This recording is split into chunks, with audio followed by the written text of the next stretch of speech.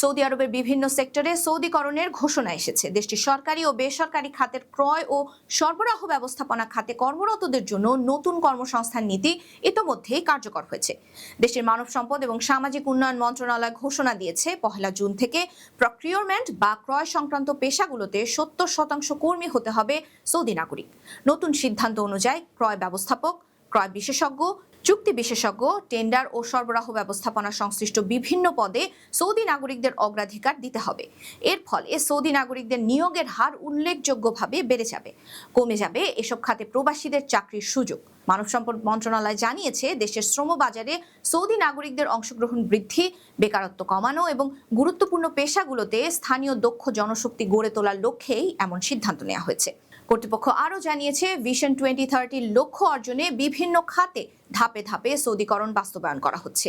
এর আগে প্রকৌশল, হিসাবরক্ষণ, বিক্রয়, পর্যটন, স্বাস্থ্যসেবা এবং অন্যান্য বেশ কয়েকটি পেশাতেও সৌদিকরণ নীতি কার্যকর করা হয়েছে।